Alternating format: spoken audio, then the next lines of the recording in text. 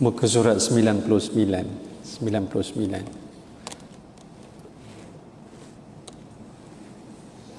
Assalamualaikum warahmatullahi ta'ala wabarakatuh. A'udzu billahi as-sami'il 'alim minasy syaithanir rajim. Bismillahirrahmanirrahim.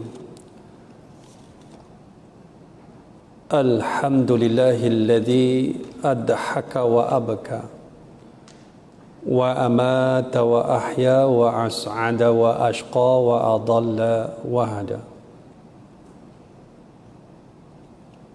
Wallazi anzala al-Qur'ana ala khatamil anbiya'i wal mursalin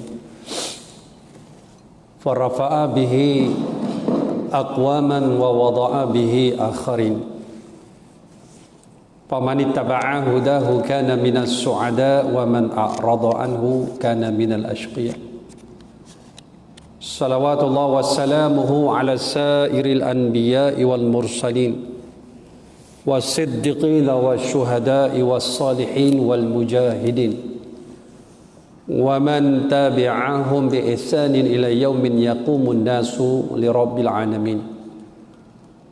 Amma ba'd. Yang saya hormati lagi saya kasihi Tuan Imam, Tuan Bilal, para ustaz, alim, ulama, seluruh barisan kepimpinan Masjid Kota Damansara, tuan-tuan haji, puan-puan hajat, tuan-tuan, puan-puan muslimin muslimat, hadirin dan hadirat, sahabat dan sahabiah yang dirahmati oleh Allah Subhanahu wa taala.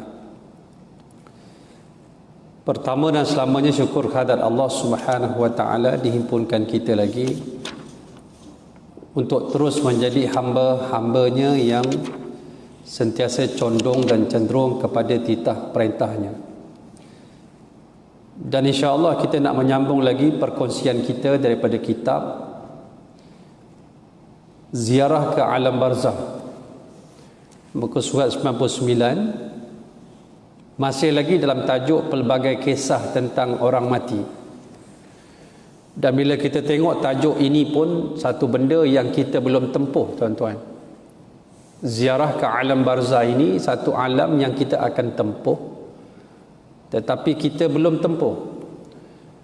Wa min waraihim barzakhun ila yaumi yub'atsun. Dan di hadapan kita ini, tuan-tuan, puan-puan muslimin muslimat, ada satu alam sebelum bertemu dalam alam akhirat.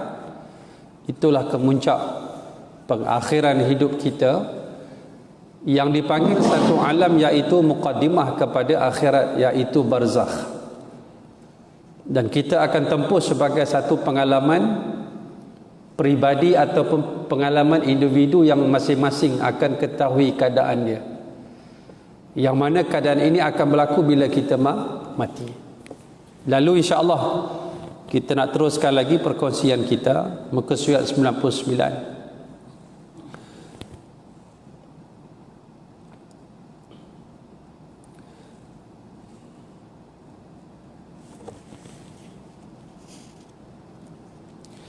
Ad-Dhahak menjawab, iaitu malaikat-malaikat yang paling dekat kedudukan dengan langit yang kedua. Nyawa itu lalu dibawa naik ke langit ketiga, keempat, kelima, keenam dan ketujuh hingga berakhir pada Sidratul Muntaha. Kita dah bincang tempoh hari bahawa roh orang-orang yang baik akan dibawa naik ke langit, yang mana melalui setiap tingkat langit, dan orang-orang roh-roh yang baik, orang-orang yang soleh itu, pintu-pintu langit akan terbuka untuknya dalam keadaan berbau yang sangat harum, sehingga malaikat bertanya sesama sendiri, bau harum apakah ini? Dalam keadaan sampai kepada tempat yang paling akhir, yang disebut sebagai Sidratul Muntaha. Muntaha ni maksudnya pada tahap yang paling akhir, yang paling tinggi, yang mana malaikat tidak ada ilmu lebih daripada apa yang Allah berikan setakat itu. Jadi dikatakan sidratun itu ialah pokok yang rendang. Kalau diterjemahkan dalam bahasa kita, sidratun ini ialah pokok bidara. namun bukan pokok bidara yang kita faham yang ada dekat bumi. Bagaimana keadaannya, wallahu a'lam bisawab. Muntaha erti kata lain, penghujung daripada kemuncak daripada langit yang ketujuh, dalam keadaan dibawa naik oleh malaikat Allah Subhanahu wa taala. Bila mana kita membincangkan surah An-Nazi'at tempoh hari, bagaimana orang-orang yang jahat itu direntap oleh malaikat Allah dalam keadaan yang cukup keras, dan bagaimana roh-roh yang baik itu dicabut dengan begitu baik, dalam keadaan bila mana nak datangnya malaikat nak ambil roh orang yang baik itu, malaikat mengambil dalam keadaan yang begitu baik, dalam keadaan yang begitu lembut. Antaranya innal mayyita tahduruhul malaikah fa idza kana ar-rajulu salih qalu ukhruji ayatuhan nafsu tayyibah kanat fil jasadi tayyib. Malaikat berkata kepada orang yang baik, kalau nak mati berkata, keluarlah engkau wahai roh yang baik yang duduk di dalam jasad yang baik, dalam keadaan yang sangat lemah lembut. Dan malaikat itu membawa roh yang baik itu naik ke langit. Wasabihati sabha, dan disebut juga dengan perkataan fasabiqati sabqa. Roh itu dibawa oleh malaikat dalam keadaan malaikat itu rasa sangat seronok, menumpang rasa mulianya orang yang baik mati. Lalu masing-masing merasa bangga, aku bawa rohnya, aku bawa rohnya, aku bawa rohnya. Dalam erti kata lain, inilah yang disebutkan daripada langit ke langit. Kemudian Ad-Dhahak menjawab, padanya segala sesuatu dari perintah Allah Subhanahu wa taala berakhir. Itu dipanggil apa dia? Muntaha. Berakhir di situ. Lalu mereka mengatakan, inilah hamba-Mu si fulan, dia lebih mengetahui, kemudian diberikan kad keselamatan dari azab yang berbalut. Itulah makna firman Allah Subhanahu wa taala, kalla inna kitabal abrari lafi 'illiyin wa ma adraka ma 'illiyun kitabun marqum yashhaduhul muqarrabun. Sesekali tidak, sesungguhnya kitab orang-orang yang berbakti itu tersimpan, yaitu kitab, ini tulisan amalan orang-orang yang baik itu disimpan dalam keadaan di sebuah tempat bernama Illiyin, tempat yang tinggi. Yang disebutkan, tahukah kamu apakah Illiyin itu? Yaitu kitab-kitab yang bertulis, yang disaksikan oleh para malaikat yang didekatkan kepada Allah Subhanahu wa taala, yaitu daripada surah Al-Mutaffifin ayat 18 hingga ayat 21. Yang mana roh-roh yang baik itu, segala amal-amal yang soleh dituliskan di sebuah tempat yang tinggi, yaitu Illiyin, dihimpunkan di situ. Dan Ibnu Mas'ud meriwayatkan bahawa ketika Rasulullah sallallahu alaihi wasallam diperjalankan pada malam hari dan berakhir pada Sidratul Muntaha, di mana dalam peristiwa Isra' Mi'raj, itulah kemuncak dia, yang mana tak ada siapa boleh sampai manusia melainkan dengan izin Allah Subhanahu wa taala, yang mana Rasulullah sallallahu alaihi wasallam dibawa oleh Allah dengan firman-Nya, subhanallazi asra bi 'abdihi lailan minal masjidil harami ilal masjidil aqsal ladzi barakna haula linuriyahu min ayatina innahu huwas samiul basir. Ayat ini menerangkan pada kita bagaimana Rasulullah sallallahu alaihi wasallam itu diberikan kurniaan luar biasa oleh Allah Subhanahu wa taala dengan roh dan jasad. Perkataan bi abdihi, dengan roh dan jasad, dibawa naik, bukan saja pergi ke Palestin, naik ke langit, arti kata lain sebagai tetamu Allah Subhanahu wa taala dalam ziarah yang begitu agung. Rasulullah sallallahu alaihi wasallam duduk dalam keadaan ditunjukkan, yang menjadi perjalanan ini fitnah kepada orang-orang yang mana mendengar peristiwa ini, menjadi satu ujian. Allah juga menyebut dalam surah yang sama, ayat ke-60, Allah menyebut dengan perkataan, wa ma ja'alna ar-ru'ya allati araynaka illa fitnatan linas wasyajaratal mal'unata fil Qur'an. dan tidaklah kami menjadikan apa yang kami berikan, kami tunjukkan kepada kamu wahai Muhammad, dalam peristiwa engkau diangkat naik sampai ke Sidratul Muntaha itu, melainkan fitnah kepada manusia. Apa itu? Fitnah, ujian, ibtila. Lalu dalam keadaan ada yang beriman, ada yang sudah beriman namun imannya masih lagi goyang, maka menjadi murtad.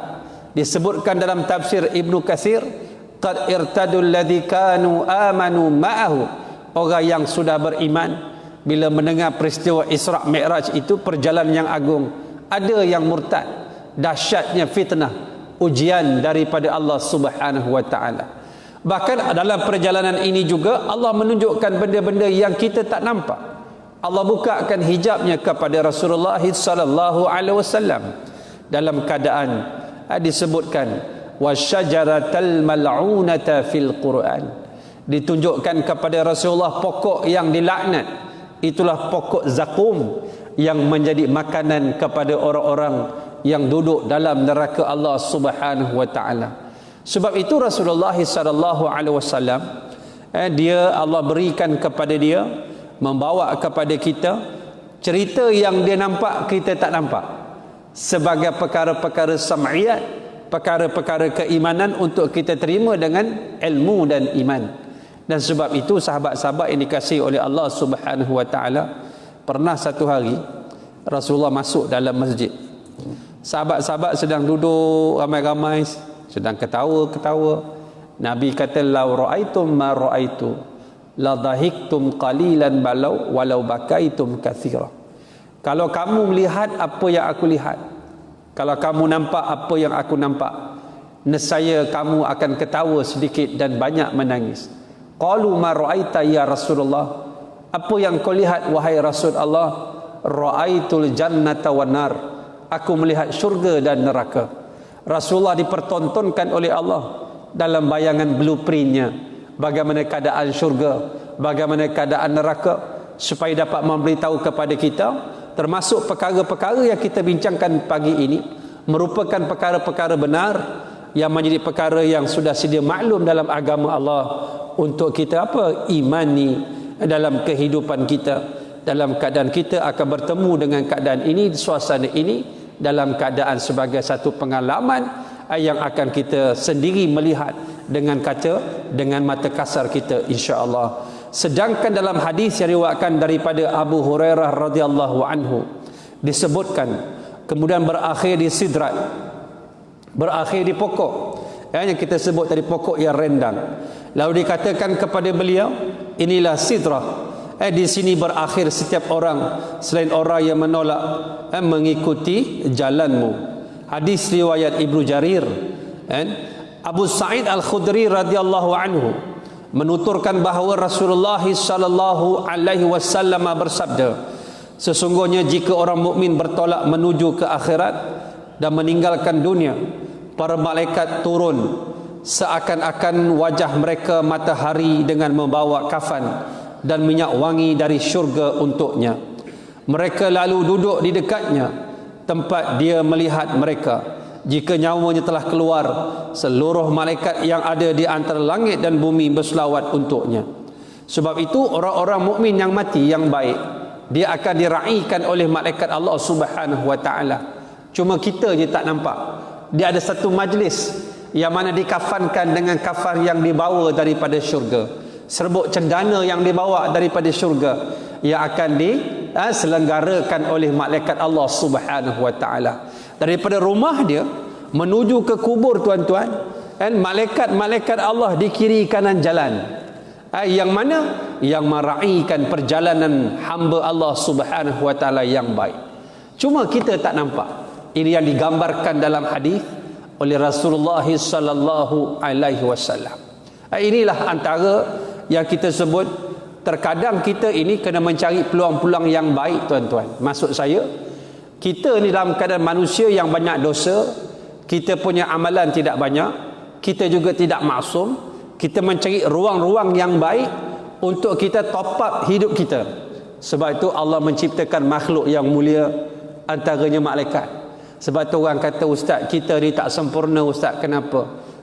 Bukan sebab kenapa, Allah telah menjadikan kita untuk tidak menjadi manusia makhluk yang sempurna. Itu seni dia. Itu seni penciptaan dia. Kerana sudah ada makhluk yang maksum, iaitu malaikat. Allah jadikan kita pagi ini tidak sempurna, merupakan seni cara penciptaan dia. Itu dia punya art, dia punya funun, dia punya fan, dia punya seni dia. Lalu kita mencari peluang-peluang tuan-tuan. Antaranya yang boleh menolong kita saya sebutkan. Antaranya kita ni nak mencari pertolongan-pertolongan lain selain daripada pertolongan Allah, iaitu kedua malaikat. Tatanazzalu alaihimul malaikatu alla takhafu wa la tahzanu wa abshiru bil jannati allati kuntum tu'adun. Berturun-turunlah malaikat kepada orang yang baik, hatta disebutkan oleh ulama, iaitu memberikan berita gembira kepada orang yang nak pergi, yang nak meninggal, dengan khabar yang baik. Malaikat berkata kepadanya, jangan takut, jangan bersedih. Ditunjukkan tempat pergi yang baik. Semakin seronok orang-orang itu untuk mati, bertemu dengan kekasihnya. Peranan malaikat memainkan peranan. Sebab itu dalam kehidupan kita ni, kan kita sebut sedekah subuh, betul tak? Kenapa sedekah subuh, tuan-tuan? Sebab waktu pagi ada malaikat subuh, malaikat pagi yang mendoakan orang yang sedekah. Tuan-tuan faham tak yang berdoa ni siapa? Imam Masjid Negara ke? Malaikat, tuan-tuan. Tidak ada doa malaikat yang Allah tolak. Dalam keadaan cirinya sangat maksum, tidak berdosa, tidak pernah maksiat, taat kepada Allah. Yang Allah perintahkan rokok, sejak Allah ciptakan sampai pagi ni kita berkuliah, dia rokok, dia tak sujud. Sebab perintahnya rokok. Yang sujud, dia tidak rokok. Sampai pagi ni, itu arahan Allah. La ya'sunallaha ma amarahum wa yaf'aluna ma yu'marun. Dia tidak pernah maksiat kepada Allah. Dan kalau dia yang berdoa, doa dia tak pernah Allah tolak. Sebab tu orang yang bersedekah, kenapa hidup dia berkat? Dia ada suplemen, tuan-tuan, daripada doa malaikat. Antaranya sedekah. Sebab itu malaikat ini dia main peranan untuk menambah baik lagi apa yang kekurangan dalam hidup manusia. Allahu Akbar. Orang yang belajar ilmu ni, tuan-tuan, malaikat memayungkan dia dengan sayap dia. Malaikat dalam keadaan apa? Kita tak tahu. Sebab itu kadang-kadang kita ini dinaungi oleh makhluk lain yang mulia dalam keadaan Allah berikan. Sampai nak meninggal pun malaikat menolong, datang memberikan sokongan kepada orang yang baik. Hatta dah meninggal, diraikan dalam keadaan kafannya, serbuk cendananya, malaikat yang uruskan. Hatta diusung ke kubur, malaikat mengiringi perjalanan orang yang baik. Inilah kehebatan orang-orang yang dipilih oleh Allah Subhanahu wa taala. Abu Hurairah radhiyallahu anhu meriwayatkan hadis bahawa jika nyawa orang mukmin keluar, dia terus diterima oleh dua malaikat, lalu dibawa naik ke langit dengan menyebutkan kebaikan rohnya tersebut. Penghuni langit berucap, roh yang sangat baik yang datang dari bumi, semoga Allah berselawat untukmu dan untuk jasad tempat engkau telah bersemayam padanya. Bila mati saja, dua malaikat sudah menyambut, dibawa roh yang baik ini naik ke langit. Lalu penghuni langit saling bertanya-tanya, saling menceritakan kebaikan orang yang mati itu. Subhanallah. Sebab itu terkadang orang itu tak ada apa-apa nilai pun pada pandangan kasar manusia, tetapi di langit dia dipuji-puji oleh Allah Subhanahu wa taala. Sebab itu Allah kalau dia nak kasih, nak cinta, nak sayang, dia nak puji seseorang, dipanggil malaikat dia duduk. Dalam perhimpunan, dalam assembly yang hebat ini, dipanggil ketua malaikat Jibril alaihissalam. Wahai Jibril, aku kasih si fulan, aku nak engkau dan seluruh malaikat kasih si fulan. Lalu malaikat pun, Jibril pun memberitahu kepada seluruh malaikat tentang Allah kasih si fulan yang duduk di kota Damansara. Tuan-tuan je tak tahu. Dalam keadaan malaikat memuji dan berselawat, mendoakan ke atas kebaikan. Sebab itu antaranya, kalau kita ni tuan-tuan orang baik, Allah akan kirimkan seorang malaikat setahun sebelum dia mati. Dalam tempoh setahun ini, malaikat itu merangsang dia, encourage dia, menggalakkan dia untuk melakukan amal-amal yang soleh sampai dia mati. Ini janji yang diberikan oleh Allah Subhanahu wa taala. Tetapi kalau orang jahat, bukan malaikat yang dikirimkan kepadanya apa dia? Syaitan, supaya melakukan kejahatan dalam tempoh setahun sebelum dia mati, supaya hujung dari kehidupannya dalam keadaan matinya su'ul khatimah, mati yang tidak baik. Dalam hal ini juga ditunjukkan kebaikan yang diberikan kepada orang-orang yang baik. Kemudian mereka membawanya kepada Tuhan. Kemudian Tuhannya berfirman, berangkatlah kalian dan bawa dia ke ajal terakhir. Sesungguhnya jika nyawa orang kafir dicabut, terdapat bau busuk disertai laknat terhadapnya. Penghuni langit kemudian berkata, roh ini sangat busuk, datang dari bumi. Kemudian dikatakan, bawalah dia ke ajal terakhir. Maknanya begitulah kalau roh orang yang tidak baik, layanannya juga teruk dalam keadaan bau yang sangat busuk. Pintu-pintu langit tidak terbuka. Malaikat-malaikat berkata, bau bangkai apakah ini? Roh si fulan, roh si fulan. Dalam keadaan dihina oleh Allah, dihina oleh malaikat Allah Subhanahu wa taala. Kemudian Abu Hurairah juga menuturkan hadis Nabi sallallahu alaihi wasallam bahawa sesungguhnya jika seorang mukmin dicabut nyawanya, akan datang kepadanya para malaikat rahmat dengan membawa sutra putih seraya mengatakan, yang ni sutra bukan daripada jalan sutra Cina tuan-tuan, daripada syurga Allah Subhanahu wa taala. Keluarlah dengan penuh kepuasan hati dan keredaannya menuju rahmat dan rezeki Allah, menuju Tuhan tanpa kemurkaan. Dan sebab itu dalam kitab di sebalik tabir kematian, Imam Al-Ghazali memberitahu rahimahullah, orang yang baik tuan-tuan, bila dia mati, dia melihat sambutan malaikat ketika nak mati. Sebab itu kita ni bila ketika nak mati, kita dah tahu dah kita ke mana. Ila aina masiruhu, ila aina masiruhu. Tidak akan keluar seseorang itu dari dunia melainkan ditunjuk tempat perginya, sama ada syurga atau neraka, bermula daripada kematiannya. Allahu Akbar. Dan sebab itu bila ditunjukkan apa yang dia perolehi, Imam Al-Ghazali kata, apabila orang itu melihat anugerah Allah ketika dia disambut oleh malaikat ketika nak mati, dia lupa tentang keperitan, kepenatan, kepayahan hidup dekat dunia dalam taat kepada Allah Subhanahu wa taala. Kita tuan-tuan terlalu gembira sampai lupa kesusahan kita, faham? Kita lupa kita pernah susah. Kita lupa kita pernah penat. Kita lupa segala jerit perih kita. Apabila Allah anugerahkan kepada kita apa yang dijanjikan, dibukakan kepada kita apa dia?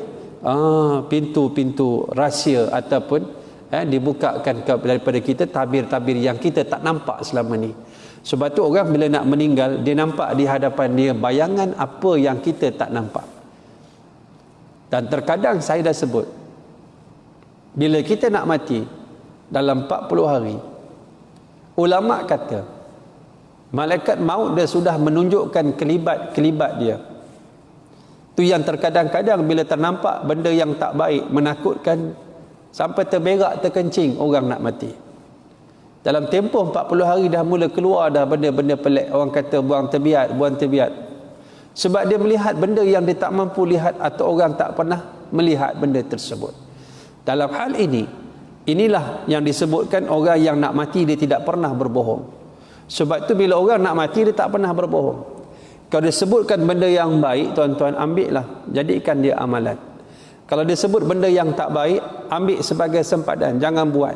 Sebab dia dah merasakan apa yang dinampak tersebut merupakan pengalaman dia, dan dia tak boleh share dengan kita. Tak ada orang mati semalam bangun balik jumpa kita, aku seronok semalam. Tak ada. Tak ada orang mati semalam dia beritahu, semalam aku teruk, kau janganlah buat benda-benda ni, aku dah kena dah. Tak ada. Dan inilah pengalaman masing-masing yang kita akan tahu, kita akan tempuh. Dan wa na'udzubillahi min dzalik, daripada benda-benda yang disebutkan dalam keadaan yang sangat mengerikan orang-orang yang beriman, iaitu 3 perkara. Pertama, melihat malaikat. Kedua, sakratul maut. Yang ketiga, su'ul khatimah. Mati yang tidak baik. Mati yang tidak baik. Sebab tu kecenderungan hati kita untuk cenderung buat baik walaupun payah. Macam pagi ni kan, bukan senang nak mari. Dulu okey lah ni kena make up, pakai mask, bawa sejadah, banyak ceritanya kan. Nak sebutnya apa? Dalam keadaan bukan senangnya nak taat pada Allah. Tetapi kesusahan itu Allah jadikan manis dan lazat dalam diri orang-orang yang beriman. Sebab itu orang nampak payah, bagi dia tak ada apa-apa pun. Kerana kelazatan itu sudah Allah masukkan dalam hatinya. Dia rasa seronok beribadah kerana dalamnya kuat. Sebab itu dia buta, dia boleh sampai masjid. Dia tak ada kaki, dia bergoling sampai masjid. Dalam keadaan dia itu serba tidak sempurna, dia boleh taat kepada Allah. Tetapi cuba lihat orang-orang yang nampak gagah, badan berketul-ketul, subuh tak bangun lagi, hatta tak solat lagi, kerana kekuatannya bukan pada zahirnya, tapi apa yang Allah tanamkan di sini. Sebab tu kekuatan-kekuatan inilah yang kita nak bina dalam kehidupan. Lalu keluarlah nyawanya dengan apa? Dengan bau wangi seperti wanginya minyak kasturi. Nama saja sama tuan-tuan, tak sama dengan apa yang kita bayangkan. Kasturi bukan kasturi kita lah, yang jual kat tepi jalan ataupun dekat mana-mana kedai minyak wangi. Hatta bau kasturi yang kita cium kat dunia pun tak mungkin sama. Saya dah sebut kat tuan-tuan, saya pergi ziarah kubur-kubur makam syuhada dekat Jordan, dekat Yarmouk, dekat Mu'tah. Saya ziarah kubur-kubur yang luar biasa, kubur Abu Ubaidah Al-Jarrah, Syurahabil bin Hassanah, lagi Al-Azwar bin Dinar.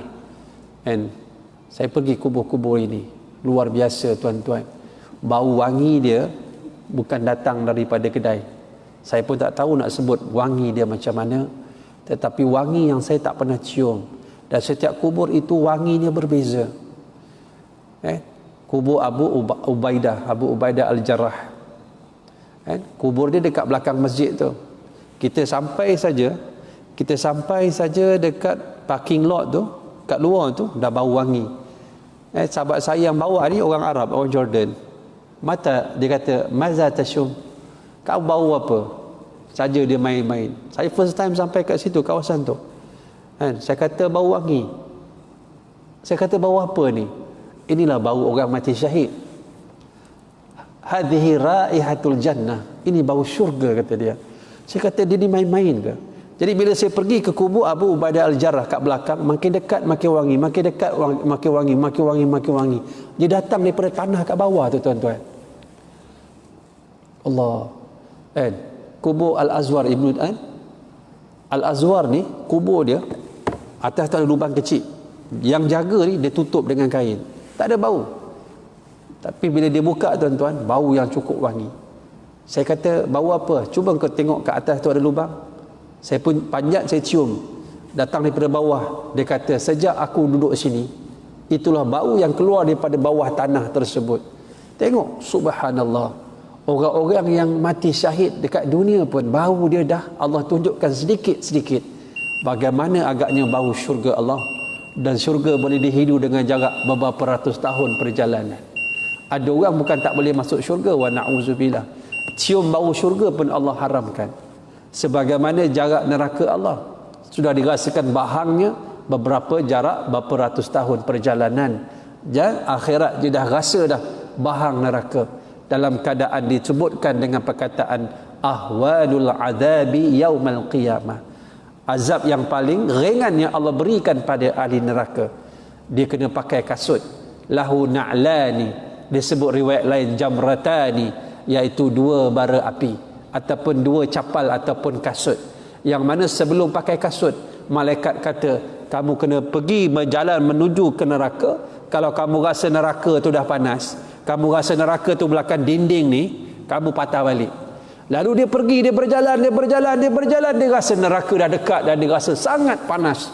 Macam kita tuan-tuan kan. Cuba tengok rotinan tanduri. Dia masak kat dalam tanur tu, tempayan. Kita duduk sebelah tempayan rasa bahang je. Seolah-olah begitulah gambaran malaikat. Kamu rasa panas, kamu patah balik. Lalu malaikat tanya, macam mana? panas dah. Macam mana? Aku rasa neraka tu belakang dinding je. Malaikat kata pada orang tersebut, sesungguhnya engkau dan neraka beberapa ratus tahun lagi perjalanan. Yang engkau rasakan bahang, yang engkau rasakan sangat panas, masih lagi perjalanannya jauh. Dan sebelum masuk dalam syurga, dia kena pakai kasut. Bila dia pakai kasut, diikat tali, positif negatif bertemu. Kepalanya Nabi sebut wa yaghli dimaruhu, lalu otaknya menggelegak akibat panasnya di tapak kakinya, iaitu kasut ataupun bara api neraka. Begitulah keadaan syurga Allah dalam keadaan yang cukup wangi. Dan bila kita sebut tentang kasturi ini, bukan kasturi yang boleh kita faham dekat dunia. Dan sebahagian malaikat menyerahkannya kepada sebahagian yang lain seraya menciumnya secara bergilir. Mereka lantas membawanya ke pintu langit seraya berucap, betapa bagusnya roh ini datang dari bumi. Ini contoh statement daripada malaikat-malaikat Allah yang menerima roh-roh yang baik. Setiap kali tiba di lapisan langit, para penghuninya mengatakan hal yang sama seperti itu, sampai ketika mereka membawanya ke hadapan roh-roh orang yang mukmin. Roh-roh itu menyambut dengan penuh kegembiraan, lebih gembira dari seseorang yang kedatangan orang kesayangannya yang lama menghilang. Dan roh-roh yang mukmin yang lama, bila mari roh yang baru, mereka saling bergembira, seronok. Datang ahli baru. Bahkan roh yang lama bertanya kepada orang yang baru mati itu tentang keadaan-keadaan di dunia, tentang perkembangan-perkembangan semasa. Ditanya semua. Ditanya tentang keadaan keluarganya, ditanya tentang anak yang ditinggalkan. Orang-orang yang baik, roh-roh yang baik merasa gembira bila diberitahu oleh roh yang baru datang, baru sampai, anak kamu tu dah hafal Quran dah, anak kamu selalu pergi masjid, anak kamu tu jadi hebat dah setelah ni. Anak yang baik. Dalam keadaan roh yang lama itu seronok mendengar khabar-khabar yang baik. Dan dia juga sedih bila dia kata, kau kenal tak dengan anak aku sekian-sekian? Kenal. Macam mana dia? Dia mati dah. Habis roh dia kenapa tak sampai sini? Maka dia tahu anak dia tidak sampai ke tempat Illiyin bersama roh orang-orang yang baik. Anak dia pergi ke tempat lain yang namanya Sijjin. Dalam keadaan ini dia sangat sedih. Sebab itu sahabat-sahabat, mereka saling berinteraksi antara satu sama lain dalam keadaan kegembiraan. Sebab itu kita ini dalam keadaan bersahabat, kita nak bersahabat sampailah dalam keadaan yang berterusan. Inilah kasih sayang orang yang beriman sampai ke syurga Allah Subhanahu wa taala. Berkasih sayang, itulah tempat hakikat dia. Lalu kita kena ikat dengan iman.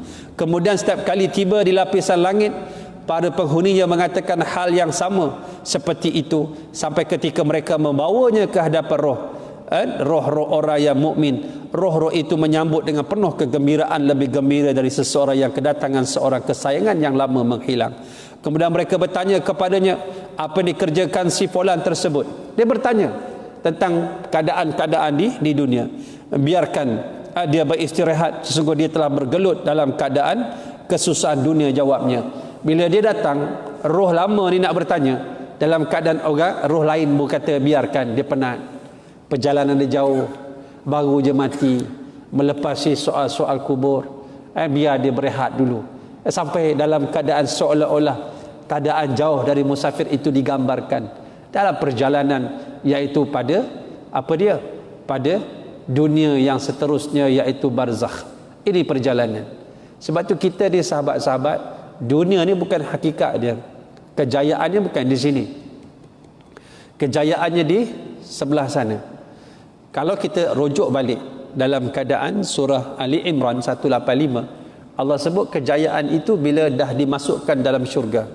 Faman zuhziha 'anil nar wa udkhilal jannata faqad faz.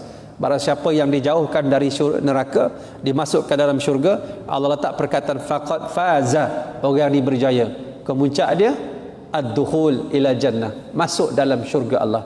Tetapi dalam satu hadis, kejayaan itu digambarkan oleh Nabi bermula barzakh. Siapa masuk alam barzakh, kuburnya cantik, nikmatnya cantik. Nabi sebut fama ba'daha aisar. Lepas daripada alam barzakh ini, yang kita panggil alam kubur, insya-Allah lepas ini habis saja soalan, dia tu syurga masuknya. Itu digambarkan bermula dengan apa dia? Muamalah malaikat di dalam kubur, alam barzakh, yang kita kata alam kubur. Sebab itu kadang-kadang ditanya dengan soalan-soalan di alam barzakh itu dengan soalan yang penuh. Siapa Tuhan kamu? Apa agama kamu? Siapa nabi kamu? Apa kiblat kamu? Terkadang bila mana ditanya oleh malaikat, siapa Tuhan kamu? Dia jawab, Allahur Rabbi, Allah Tuhan aku. Soalan pertama dia dapat jawab, soalan lain tak ditanya oleh malaikat, terus saja. Sebab malaikat tahu dia memang dah boleh jawab dah. Tetapi kalau masuk di alam ini, fama ba'dahu as'ab. Kalau teruk keadaan kuburnya, seksaannya, hempetannya, gelapnya, Nabi memberikan satu syarat ataupun signal, lepas daripada alam ini tempatnya lebih payah, iaitu neraka Allah Subhanahu wa taala. Sebab dua lagi alam yang kita akan tempuh di hadapan kita. Jadi alam yang kita sedang duduk di dalamnya ini yang namanya dunia. Inilah bukan tempat yang sebenarnya yang kita nak pergi. Sebab itu menjadi dunia sebagai matlamat merupakan perkara yang sangat hina. Sebab dunia bukan matlamat. Dunia itu tempat kita mencapai matlamat kita. Jadi bila kita gagal memahami konsep hidup di dunia, ini yang kita gagal memposisikan diri kita untuk menjadi orang yang diterima oleh Allah pada amal-amalnya, pada sistem nilainya kehidupan yang kita nak. Makan, tidur, jalan, kerja, niaga, kahwin, semua ni ada sistem nilai. Dan kalau sistem nilai ini masuk dengan sistem nilai Allah, kena dengan piawaian Allah, maka di alam depan ini semua yang kita buat ini, tuan-tuan, ada nilainya besok untuk kita buat urus niaga, transaction dia ialah dengan pahala. Sebab kita masuk saja sana, semua tak ada nilai dah. Duit tak ada nilai, semua tak ada nilai, dia jadi sama. Raja, rakyat, mati jadi sama. Kaya, miskin, mati jadi sama. Putih, hitam, mati sama. Yang makan sepinggan RM5,000, yang makan dekat tong sampah, kutip sampah makan, mati jadi sama. Melainkan takwa, yang kita anggap selekeh, yang kita anggap hina, dia paling tinggi, syurga kelas, first class. Nak kata apa? Kerana nilai yang tidak sama dengan kita pada sisi Allah Subhanahu wa taala. Kita tidak boleh, hatta sebelum mati pun tak boleh, tuan-tuan. Tuan-tuan, ada seorang hamba Allah, Nak Abirani, kan? Hamba Allah, tuan-tuan kenal dia. Dia meninggal pada 25 Jun. Siapa ingat? 25 Jun tahun 2009. Satu dunia menangis, tuan-tuan. Dia ni kaya sangat. Dia ada 12 doktor pakar yang akan memerhatikan dia, akan buat pemeriksaan diri dia daripada hujung rambut sampai hujung jari kaki dia. 12 orang doktor pakar dekat dalam rumah dia, dalam istana dia. Yang kedua, dia ada 15 pakar kesihatan yang akan memerhatikan bahawa kesihatan itu baik, yang perlu dilalui latihan tersebut tiap-tiap hari. 15. Yang ketiga, dia ada apa, tuan-tuan? Dia ada donor, orang yang akan mendermakan anggota-anggota penting kalau diperlukan, jantung. Orang ni ada, memang ready dah 24 jam. Kalau dia perlukan jantung, ambil pindah saja. Dia perlukan buah pinggang, ambil pindah saja. Orang ni 24 jam memang dah disediakan untuk dia. Dan yang keempat, orang-orang ini, dia di treatment dia, layanan dia sama macam doktor layan dia. Caranya rapi. Dan dia tidur, tuan-tuan. Yang keenam, dia tidur, dia punya katil dia, teknologi dia, katil dia itu dibuat khas supaya ketika tidur level oksigen dia itu memang cukup sempurna untuk tidur dia ketika itu. Dan makanan dia tak akan makan, melainkan makanan itu dah bawa masuk dalam lab, dalam makmal, dah diuji akan kebaikan makanan tersebut, lalu dia baru dah dia makan. Sebab dia target dia nak hidup 150 tahun. 150 tahun. Dengan kekayaan dia, dengan apa yang dia buat. 25 Jun 2009 dia meninggal sebab dia punya jantung tak function. Jantung dia berhenti, tuan-tuan. Tuan-tuan kenal orang ni? Michael Jackson, tuan-tuan. Michael Jackson. Dengan apa yang kita ada di dunia pun tak memberi bekas kepada kehidupan dunia. Agak-agak kita mati dalam keadaan kita tak bawa apa-apa. Kita nak guna apa di alam barzah sana nanti kalau bukan amal yang soleh? Sebab tu Nabi kata, bila kita mati, 3 ni hantar kita ke kubur. Keluarga, harta, amalan. 2 ni balik. Tinggal 1 je amalan. Amalan ini yang akan menemankan kita sampai bila? Sampai dibangkitkan besok hari kiamat. Walaupun dia mati hari ni, ulama kata esok kiamat, yang mati hari ni esok kiamat, dia juga merasakan dia duduk di alam barzah ribuan tahun. Sama je. Orang yang mati dulu, dia rasa nak tunggu kiamat ribuan tahun. Sama macam orang yang mati hari ini, esok kiamat, dia juga merasakan perasaan dia dalam kubur ribuan tahun.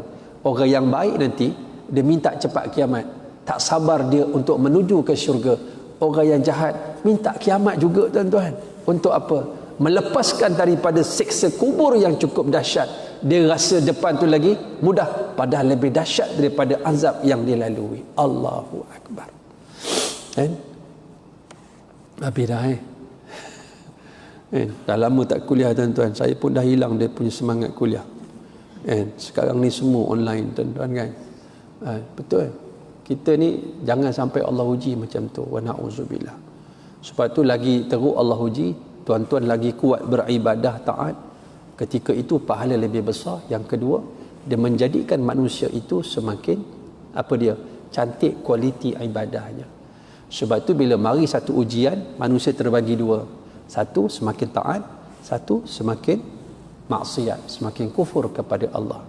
Kan? Sebab itu bila dalam keadaan yang getir, kita boleh taat pada Allah. Macam ni COVID-19 ni, cerita dengan orang akan datang, dia pun tak faham.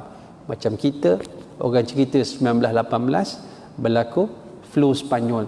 Ketika itu, tuan-tuan, berapa ramai yang mati penduduk dunia ketika itu? Eropah, kan? Lebih berapa? 50 juta mati, melibatkan Spain, Italy, Perancis dan juga England. Bermula daripada US, Kansas City, lalu tersebarlah flu Spanyol. Kita tak faham, berita itu berlaku 100 tahun lepas. Bila kena pada kita COVID-19, kita buka sejarah, rupanya dia berulang, baru kita faham, kerana kita melalui sejarah. Tapi pada generasi akan datang, kita cerita pasal COVID-19, mereka pun tak percaya. Sampai kena pada mereka, ini merupakan pusingan yang Allah berikan supaya kita semakin tunduk patuh kepada Allah Subhanahu wa taala. Dan setiap kali dah habis, kemudian mereka bertanya lagi kepadanya, apa yang dikerjakan si fulan tersebut? Biarkan dia beristirahat. Tadi sebabkan dia dah penat perjalanan jauh, maka sahabat-sahabat yang dah lama mati kata biarlah dia penat perjalanan dia. Sedangkan orang kafir, mereka didatangi para malaikat pemberi azab dengan membawa baju berbulu yang menyeramkan seraya berkata, keluarlah engkau dengan kemurkaan dan dimurkai menuju kepada azab dan kemurkaan Allah. Lalu keluarlah nyawanya dengan bau busuk dan bangkai. Setelah itu para malaikat membawanya ke pintu bumi seraya berucap, betapa busuk baunya. Setiap kali mendatang lapisan bumi, para penghuninya mengatakan seperti itu hingga sampai ke hadapan sekumpulan roh orang-orang kafir. Tu yang letak dekat sijin. Sijin ini maksudnya ialah perkataan boleh membawa masuk penjara, as-sijnu, juga membawa masuk ad-dayiq, sempit. Dan bila ditanya Ibnu Abbas, Abdullah bin Abbas bertanya kepada Ka'ab radhiyallahu anhuma, apa itu sijin? Lalu Ka'ab kata, lapisan bumi yang paling bawah. Lapisan bumi yang paling bawah. Ada juga pendapat bahawa sijin itu sebuah telaga daripada neraka Jahanam, yang paling bawah. Di situ dah letakkan roh-roh orang yang jahat, roh-roh orang yang jahat. Kita berhenti ke hadis tersebut, muka surat 101 boleh dah, InsyaAllah. Alhamdulillah. Minta maaf, saya pun jam tu dah pukul 8.47, jam atas tu. Saya pun tengok jam atas, tengok jam saya baru pukul 7.30. kan. Risau juga kuliah kita dah sampai 3-4 jam kan. Tuan-tuan tengok saya dah lain muka, macam kabab dah kan. Bismillahirrahmanirrahim. Allah manfa'na bima 'allamtana wa 'alimna ma yanfa'una. Ya Allah, manfaatlah kepada kami dengan apa yang kau ajar pada kami. Ajarlah kepada kami ya Allah dengan perkara-perkara yang bermanfaat bagi kami. Ampunkan dosa kami yang banyak ya Allah. Siapa yang dapat mengampunkan dosa kami kalau bukan Engkau? Ampunkan dosa kedua orang ibu bapa kami, ampunkan dosa suami kami, isteri kami, anak-anak kami, adik-beradik, sahabat, jiran-jiran kami. Ampunkan dosa tok-tok guru kami, alim ulama kami yang mendidik kami ya Allah dengan agama-Mu. Ya Allah ya Tuhan kami, jadikan anak cucu zuriat keturunan kami anak-anak yang soleh dan soleha, beriman dan bertakwa, mendirikan solat, menutup aurat, tahu membaca Al-Quran, anak-anak yang boleh memandi, mengkafan, mendirikan solat jenazah untuk kami, anak yang boleh mengusung keranda kami ke kubur. Ya Allah ya Tuhan kami, jangan Engkau uji kami ya Allah. Kalau Engkau uji kami, Kau akan buka kelemahan kami, Engkau akan koyakkan tabir-tabir kelemahan kami, dan nanti Engkau akan azab kami. Rabbana atina fid dunya hasanah wa fil akhirati hasanah wa qina azabannar. Subhana rabbika rabbil izzati amma yasifun, wassalamun alal mursalin, walhamdulillah rabbil alamin. Sahabat yang saya kasih sekalian, di belakang tu ada flyers. Dalam tempoh 5 bulan lepas, saya dah mula membina madrasah di kalau ikut postcode-nya Kuala Kubu Baru, kalau ikut atas geran Ulu Bernam di kampung Sungai Nilam, Ulu Bernam. Saya beli tanah 9 ekar, tanah hutan. Tuan tanah pun kata, Ustaz nak buat apalah hutan ni. Saya kata saya nak buat madrasah. Dia kata tak ada orang buat madrasah dalam hutan. Tu yang saya nak buat, saya kata. 9 ekar tuan-tuan. Saya dah tebang dah. Even jalan masuk tu daripada jalan besar 800 meter. Saya dah buat jalan. Atas reserve jalan, kita ukur topografi semua. Kita tahu mana reserve jalan, 30 kaki, kita buat 800 meter sampai ke tapak madrasah. Cantik tuan-tuan, lurus je. Kalau dekat Facebook saya, dekat page Akademi Khairiyah, page saya, dalam Facebook saya pun saya ada tunjukkan. Kita bina. Setakat ni dah habis dekat 700,000. 700,000. Saya nak bangunkan madrasah untuk pelajar-pelajar hafal Quran. Saya nak ambil orang-orang susah, nak ambil anak-anak yatim, kita bagi percuma. Kemudian saya buat pondok-pondok pengajian kitab.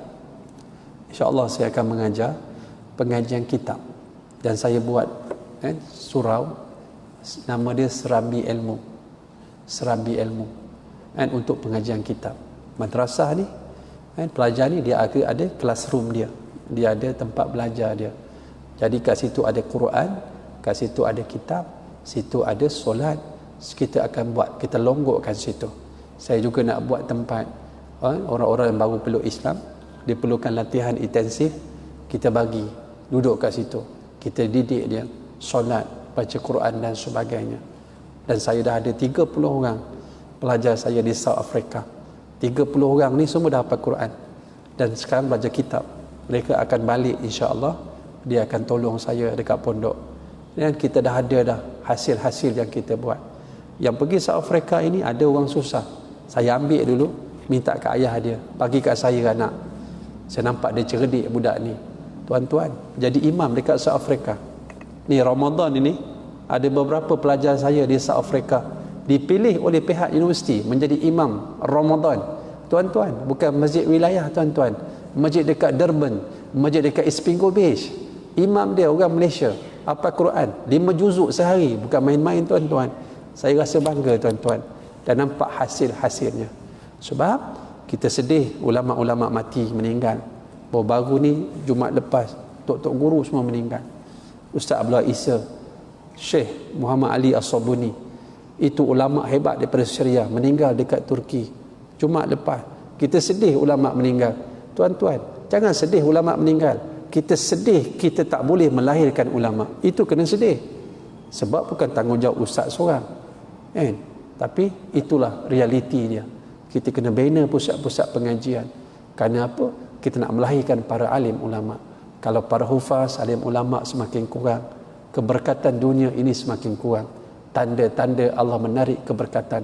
Allah matikan ulama. Rujuklah hadis. Ulama mati kata Nabi. Takkan sama, tak ada siapa yang boleh menyempurnakan agama ini. Kerana dia tidak akan sama matinya seorang ulama. Kalau tak dibandingkan matinya setiap orang daripada kabilah, takkan sama dengan matinya seorang ulama. Ini kita kena pandang jauh. Tuan-tuan tolong ambil, tolong sampaikan. Saya sedang nak membina sekarang ini. Kalau ada rezeki, ada duit sikit, nak barang Ramadan ni saya nak naikkan surau dulu. Surau. Ada kat luar. Siapa nak wakaf, memang saya buka lah. Ambil lah. Bagilah sikit. Supaya menjadi amal kita bila mati ni. Cerita pasal alam barzah. Sebab tu hari tu bila saya buat jalan, saya minta duit riba pun tak apa. Duit syubhat, tak patuh syariah. Nak buat jalan. Bila jalan dah siap tuan-tuan, 800 meter, saya sebut, siapa yang bagi dulu, setiap orang yang melangkah di atas jalan ini, untuk menuju belajar Quran, belajar ilmu, sampai kiamat dia punya pahala. Bila kita tengok dah siap, kita rasa menyesal pula tak masuk RM1, RM2 ketika membina jalan, tebang hutan. Kita buat jalan tuan-tuan, kita ratakan tanah, kerjanya cukup payah. Itulah kerja saya dalam PKP duduk kat hutan. Itulah tiap-tiap hari kita memikirkan. Bila duduk dulu saya duduk fikir gelap masa depan. Jalan pun tak ada tuan-tuan. Macam mana ni? Tetapi bila kita nak, Allah buka jalan. Walladzina jahadu fina lanahdiyannahum subulana. Siapa yang menyungguh, Allah buka jalan. InsyaAllah sama-samalah kita panjang-panjangkan ni bulan Syaban, nak masuk Ramadan. Mudah-mudahan ada keberkatan dia dalam perjumpaan kita. Jadi saya rasa cukup sekarang itu. Assalamualaikum warahmatullahi taala wabarakatuh.